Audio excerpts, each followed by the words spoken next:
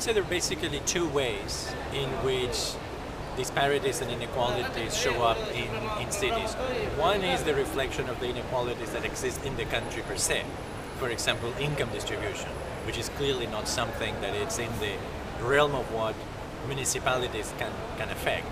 But then there is a second one which municipalities can affect, which is the distribution of services, especially the services for which the municipalities are in charge, the distribution geographically of those services. And here we're talking about a whole range of things, including the design of the policies in terms of distribution of police personnel to ensure there is safety equally all over the city, parks for recreation, schools, clinics,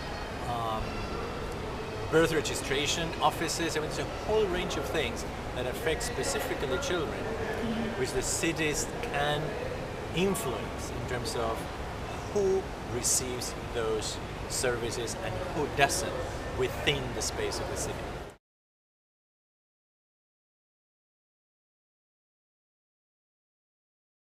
I would like to focus in the issue of participation and child participation in one very, very important realm, which is not usually the one that we think of when we think of child participation. Because we do, and we have, and you asked for two examples, I'm going to tell you about this one first. We do have a lot of very successful experiences with children, even very young children who cannot even read or write, but with their drawings can help in the design of playgrounds and squares.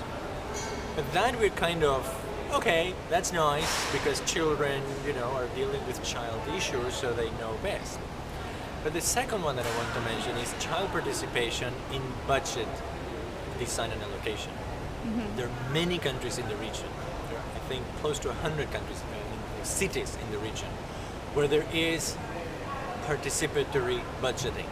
Now, this is mainly adults, men and women, participating in deciding on how to allocate a part of the budget. Usually it's part of the investment budget. A certain percentage is set aside, and its allocation is decided through people that either vote specifically on that or through meetings where people set up priorities for investment. In many of those situations, there are children, 17, 16, 15, even 12 or 13-year-old, who can participate in that. And I think it's very important to hear their voice in terms of what they want for their cities.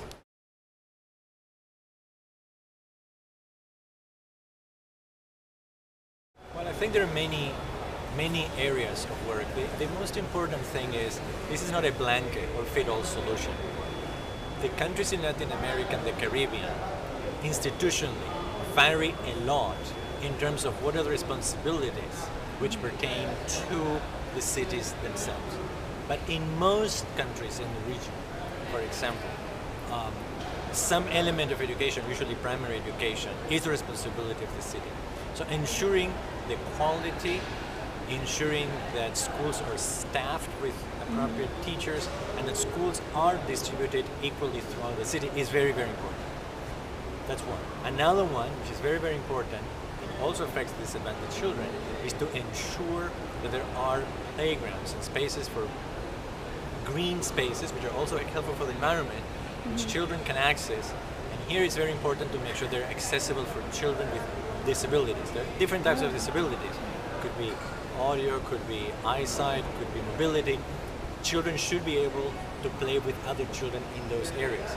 Another one, which is also very cost-effective, is if we think of the main killer of children between 5 and 15-year-olds in the region, and that is traffic accidents. Traffic accidents is clearly within the purview of what municipalities can influence and decide. And there are a lot of things that cities can do, from improving signposts, improving traffic lights, changing the flow of circulation of vehicles. This could also be done in a participatory process. Maybe having some sort of lockdown on transit movement around cities during peak areas. So all of these things can be done immediately at no cost, and they would save a lot of lives.